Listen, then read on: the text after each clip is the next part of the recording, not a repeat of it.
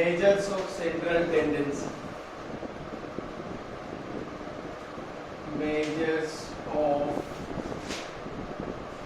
central tendency.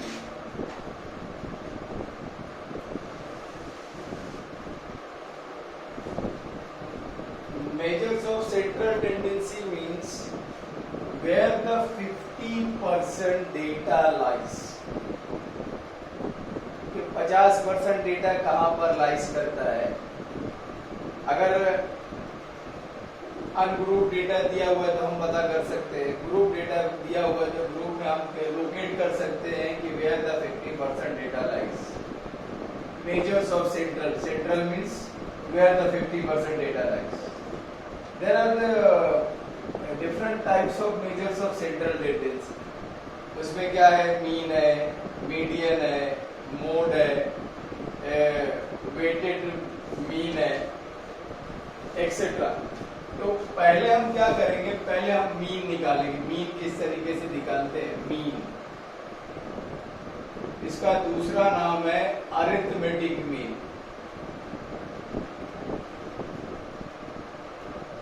इसको और भी क्या बोलते हैं? एवरेज. ये हम जो है सिर्फ देखेंगे ग्रुप डेटा के बारे में.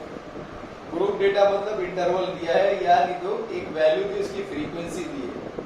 ग्रुप डेटा का मतलब जिसमें फ्रीक्वेंसी होती है. अभी ग्रुप डेटा के इसका फॉर्मूला के इसको डिनोट करते हैं x बार से. तो x bar is equal to summation fx upon n. Summation fx upon n.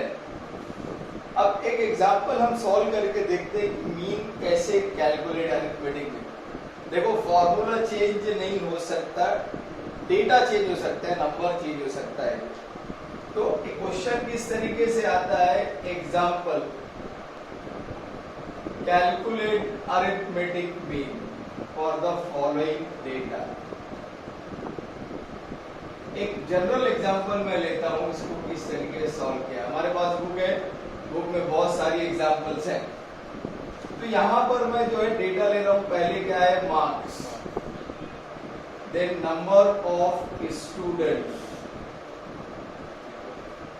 Marks कहां से स्टार्ट है? 0 to 10, 10 to 20, 20 to 30, 30 to 40, 40 to 50. Number of students है क्या है? 7, 12, 15, 8, 5. ठीक है, ये आपका डेटा है. अब ये डेटा आपको दिया गया है तो इसका समझ, देखो मैथ्स क्या है? मैथ्स समझने वाला सब्जेक्ट है. जो समझ गया वो लिख लिया, जो नहीं समझा वो कभी कर नहीं सकता. इसके लिए प्रैक्टिस चाहिए. तो बेटर है कि आप उसको समझो. एक एग्जाम्पल समझ लोगे, आप थाउजेंड्स ऑफ एग्जाम्पल सॉल्व कर सकते हैं. अब मीन मालूम करने का तरीका क्या है? जो इंटरवल के बाद जो भी कॉलम होता है वो एफ होता है. एफ, इसका हम क्या करेंगे? टोटल करेंगे. इसका हम टोटल करेंगे तो कैपिटल एन मिलेगा. वो कितना है? 47. ठीक है. अब इसके मीन जो कैलकुलेट होता है उसके लिए आपको x चाहिए. अब x का मतलब होता है mid value. Mid value, mid point, वो कहां से आता है? यहां से आएगा. कैसे? 0 + 10 कितना हुआ? 10. उसका आधा किए तो कितना आया? 5. 10 + 20 कितना हो गया? 30. उसका हाफ कर दिए तो कितना आया? 20 + 30 उसका हाफ कर दिए तो कितना आया? 30 + 40 उसका हाफ कर दिए तो कितना आया? 40 + 50 कितना हो गया? उसका आधा कर दिए तो कितना आया?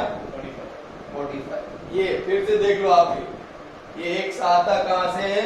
इंटरवल को ऐड करो, उसको 2 से डिवाइड करो, उसको बोला जाता है मिड पॉइंट. उसके बाद ये क्या बोलता है? fx, मतलब f को x से मल्टीप्लाई करो. अब मल्टीप्लाई आप करेंगे तो 7 5 कैलकुलेटर का इस्तेमाल करिए आप. 12 into 15 180 होता है. 15 into 25 375. 8 into 35 280. 180, 5 into 45, 225 और आप इसको ऐड करोगे बराबर लिखो, ये यहाँ पे क्या fx है, ऐड करने का सिंबल क्या है fx, मतलब इसको ऐड कर दो, इसको ऐड कर दो, कितना आया 1095। अभी आपके पास फॉर्मूला क्या है x बार,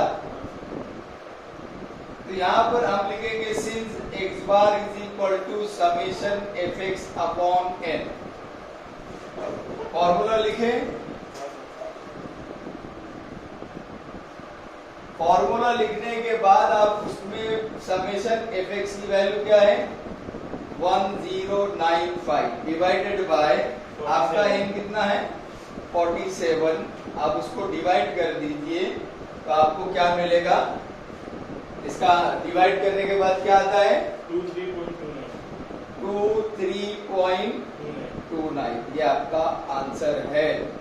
देखो इस तरीके से सॉल्व किया था, इसको समझिए, समझना इंपॉर्टेंट है कैसे कैलकुलेट होता है, और कैलकुलेट जो करना है वो कैल्सी से, आपको कैल्सी दिया गया है, हर काम कैल्सी से करो। ओके ठीक है।